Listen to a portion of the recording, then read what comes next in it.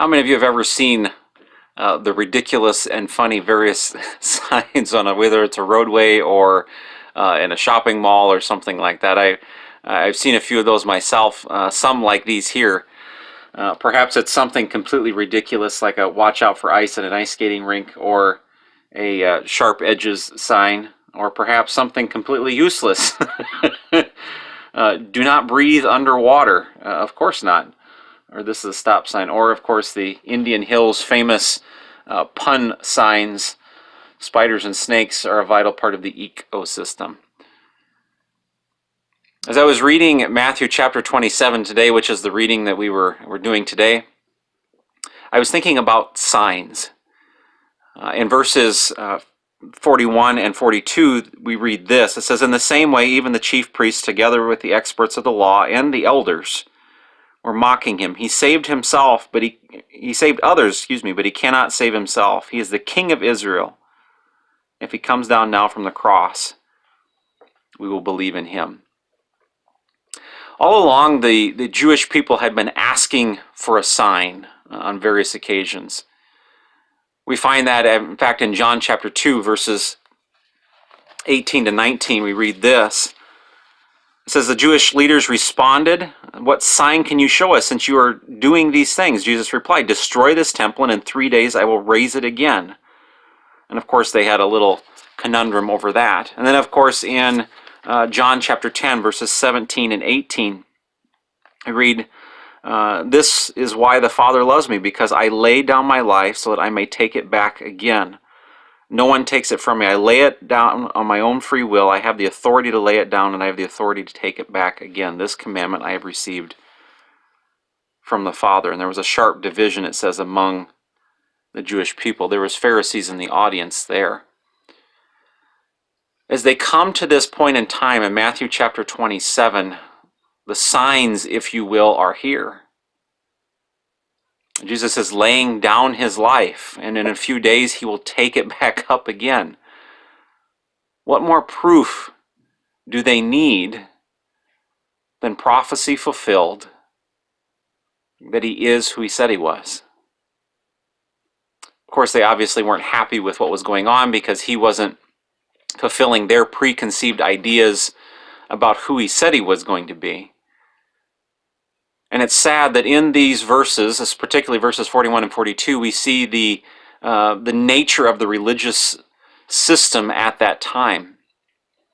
It says there in verse 41, "The chief priests, along with the experts in the law and the elders, all of them mocking Jesus."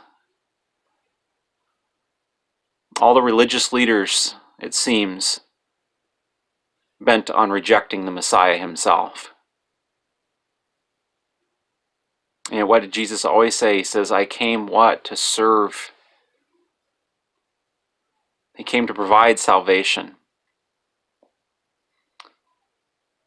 And as we look at those words, what better sign to who he is? I mean, quite honestly, as I was reading those, I was thinking to myself that what's a greater sign of his power?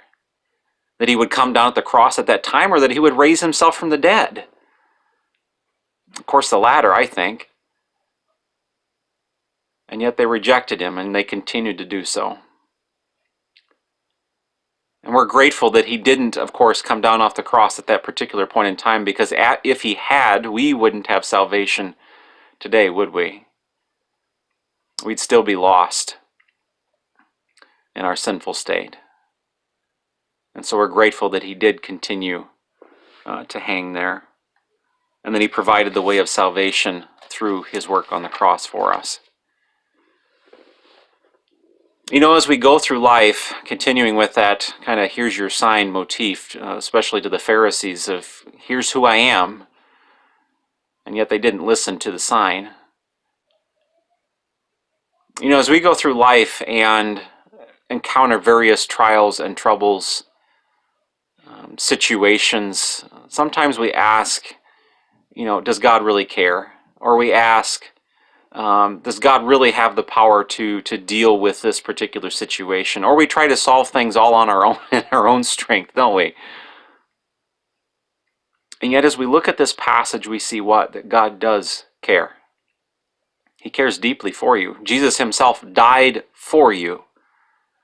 What greater example, what greater sign of love is there for you? What greater sign of God's care is there for you? At the same time, what greater sign of God's power is there?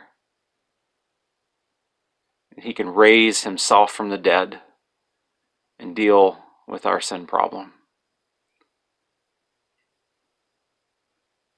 Just some thoughts for you today.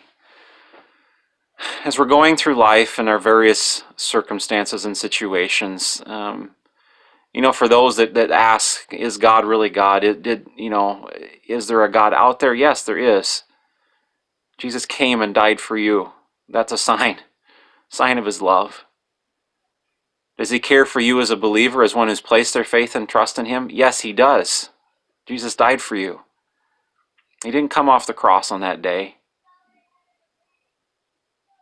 Instead, he continued to remain there, that he might provide the way of salvation for you. And he continues to provide that care and that love and that mercy each and every single day of our lives. He dealt with our greatest problem, sin itself.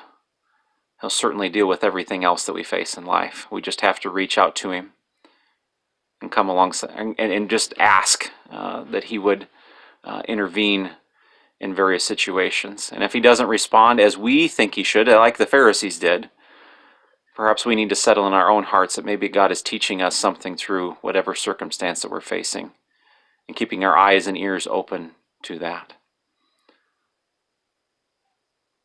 It's kind of a mismatch of things today, but I hope those things challenged and encouraged you. Until tomorrow, God bless.